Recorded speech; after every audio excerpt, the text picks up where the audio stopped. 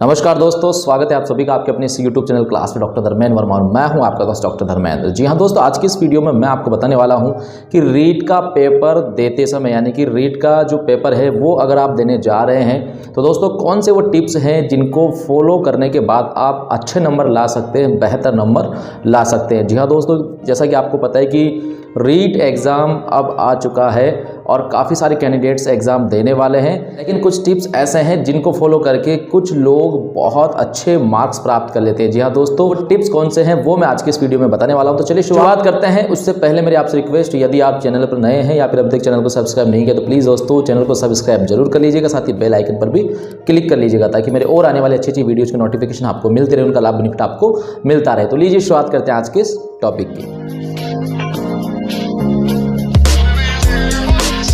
जी हाँ दोस्तों, रीट एग्ज़ाम आप देने जा रहे हैं और आप चाहते हैं कि आपके बहुत अच्छे मार्क्स आए, यानी कि बहुत अच्छे नंबर आए और आपका सिलेक्शन हो जाए। तो दोस्तों कुछ टिप्स हैं जिनको आप ज़रूर फॉलो करें, क्योंकि वो टिप्स मैंने भी फॉलो की और मेरा बहुत अच्छी रैंक से सिलेक्शन हुआ था। तो दोस्तों कौन से हैं वो टिप्स, ज़रा ध्यान से सुनिएगा। सबसे पहली बात है कि जब भी आप परीक्षा देने जाएँ तो एग्ज़ाम रूम में बैठते ही आप टेंशन फ्री हो जाए। जी हाँ दोस्तों, परीक्षा देने के लिए जैसे आप रूम में एंटर करते हैं, अपनी सीट पर बैठते हैं, उसके बाद थोड़ी सी घबराहट और बेचैनी से होने लगती है, तो आप इन चीज़ों से बचें, यानी कि आप टेंशन फ्री होकर के एकदम तनाव मुक्त होकर के मस्त होकर के बैठें और ये सोचें कि मेरी बहुत अच्छी तैयारी और मैं पेपर अच्छे से दूंगा या दूंगी। तो सबसे पहले तो आपको टेंशन फ्री होकर के अपनी सीट पर बैठना है। इसके बाद अगला टिप्स ये है दोस्तों, जैसे ही आपको एग्जामिनर के द्वारा पेपर और OMR शीट दी जाती है तो आपको करना क्या है कि जल्दबाजी नहीं करनी है यहाँ पर भी, और पेपर को अच्छे से पढ़ना है, यानी कि बाहर का जो ऊपर का जो उसका कवर है उसको अच्छे से पढ़े, उस पर जो दिशा निर्देश है उसको थोड़ा सा स्पीड से आप देख लें कि क्या क्या दिशा निर्देश हैं। इसके बाद जो OMR शीट है वो आपको भरनी होती है। तो दोस्तों यहाँ पर आपको बहुत ध्यान रखना पड़ेगा, सावधानी आपको रखनी पड़ेगी, क्योंकि शुरुआत आपकी हो चुकी है, पेपर आप जो करने वाले हैं उसकी शुरुआत हो चुकी है। तो अब आप थोड़ा घबराए नहीं और परेशान ना होएं और आराम से OMR शीट में अपने रोल नंबर और पेपर सीरीज को भरें। जी हाँ दोस्तों, यहाँ पर गलती नहीं होनी चाहिए। OMR शीट में जब आप रोल नंबर भरें तो कोलेटर जो आपका है प्रवेश पत्र, उसमें देख करके आप अच्छे से रोल नंबर भरें, गलती नहीं करें, और साथ ही जो पेपर का जो सीरीज है वो भी आप पेपर में देख करके अच्छे से भर लें। तो दोस्तों ये पहला पार्ट है जो आपने अच्छे से कंप्लीट कर लिया। इसके बाद बढ़ते हैं आगे।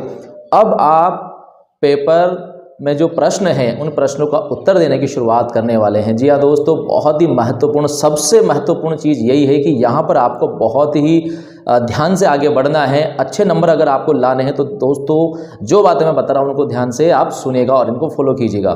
देखिए दोस्तों, कई लोगों का कहना है कि पेपर देते समय जो पार्ट आपको अच्छे से आ रहा है उसको आप पहले हल करें, लेकिन मेरा ऐसा मानना नहीं है, बल्कि मैं ये सुझाव आपको दूंगा कि आप सवाल 1 यानी कि प्रश्न 1 से ही शुरुआत करें। जी हाँ दोस्तों, क्वेश्चन नंबर 1 से आप शुरू करें और फिर धीरे धीरे आगे बढ़ते हुए चलें। प्रश्न 1 अगर आपको आता है अच्छे से तो ही आप उसको हल करें, यानी कि प्रश्न को अच्छे से पढ़ें, जल्दबाजी नहीं करें। फिर मैं कहना चाहूँगा, देखिए प्रश्न को पढ़ने में और समझने में जल्दबाजी नहीं करें।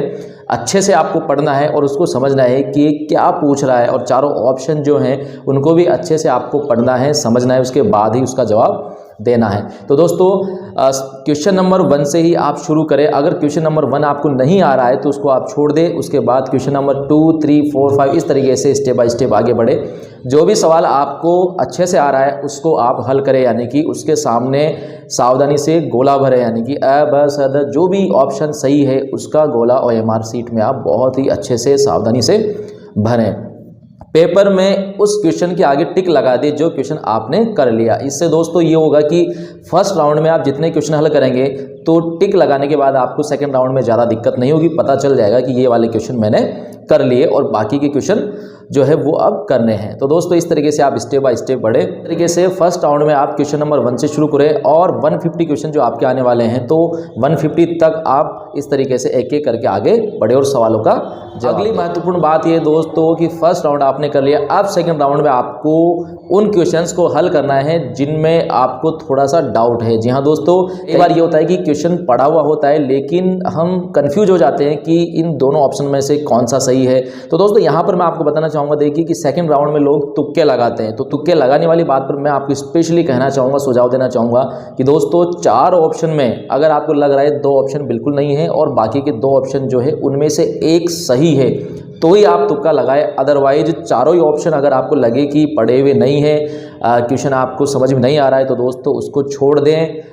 जल्दबाजी नहीं करें, किसी भी तरह का रिस्क नहीं उठाएं। जी हाँ दोस्तों, तो तुक्के लगाने से आप बचें। और यहाँ पर मैं आपको बताना चाहूँगा दोस्तों कि पेपर में ऑलरेडी आपने फर्स्ट राउंड में अच्छे खासे क्वेश्चन हल कर लिए, तो आपको रिस्क नहीं उठाने चाहिए। जी हाँ दोस्तों, अगर आपने फर्स्ट राउंड में बहुत अच्छे क्वेश्चन आपने कर लिए हैं, यानी कि अच्छी संख्या में आपको क्वेश्चंस का जो उत्तर है वो आया है और पेपर आपका लगभग अच्छा हुआ है, ऐसा आपको लग रहा है, तो आपको तुक्के नहीं लगाने चाहिए, रिस्क नहीं उठाना चाहिए, ऐसा मेरा आपको सुझाव है। तो इस तरीके से सेकंड राउंड में आप कन्फ्यूजन वाले क्वेश्चन हल करें और जो क्वेश्चन आपने कर लिए हैं, गोले भर लिए हैं, तो उनके आगे फिर से आप टिक लगा दें ताकि आपको पता चल जाए कि ये क्वेश्चन हमने हल कर लिया। और दोस्तों चारों विकल्प में से जो विकल्प आपने चुना है पेपर में, उस पर भी आप टिक लगा दें ताकि बाद में जब आप मिलान करेंगे आंसर की से, तो आपको ज़्यादा दिक्कत नहीं आएगी।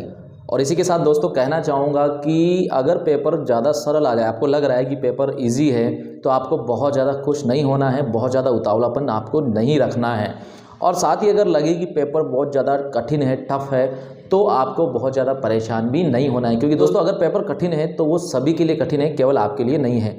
आपको सिर्फ और सिर्फ इतना ध्यान रखना है कि पूरी सावधानी के साथ, पूरी गंभीरता के साथ आपको पेपर हल करना है। जी हाँ दोस्तों, क्योंकि यही वो पेपर है जो आपको नौकरी दिलाएगा, जो आपके सारे सपने पूरे करेगा। इसलिए इसको आप सीरियसली पूरे गंभीरता के साथ पेपर को हल करें। एक एक क्वेश्चन आपके लिए बहुत महत्वपूर्ण है, इसलिए अच्छे से ध्यान से क्वेश्चन को पढ़ते हुए, समझते हुए हर प्रश्न को हल करें। दोस्तों अगली महत्वपूर्ण बात यह है कि रीट की अगर बात करें तो देखिए दोस्तों, रीट में 60 क्वेश्चन आपके सब्जेक्ट के आएंगे। तो 60 क्वेश्चन सब्जेक्ट के जब आप हल कर रहे हैं तो बहुत अच्छे से, बहुत सावधानी से, पूरे ध्यान के साथ इनको हल करें। जी हाँ दोस्तों, जो सब्जेक्ट का पेपर है वो आपका बहुत अच्छा जाना चाहिए, क्योंकि सब्जेक्ट से ही आप बढ़त इसमें प्राप्त करेंगे, ऐसा मेरा मानना है। तो कोशिश आप ये करें कि सब्जेक्ट के पेपर में ज़्यादा से ज़्यादा क्वेश्चन आप हल करें। और इसी के साथ साइकोलॉजी की बात करें तो दोस्तों, साइकोलॉजी एक ऐसा विषय है जो आपके लिए प्लस पॉइंट होता है। अगर साइकोलॉजी में आपने अच्छे खासे क्वेश्चन सही कर दिए तो डेफिनेटली आप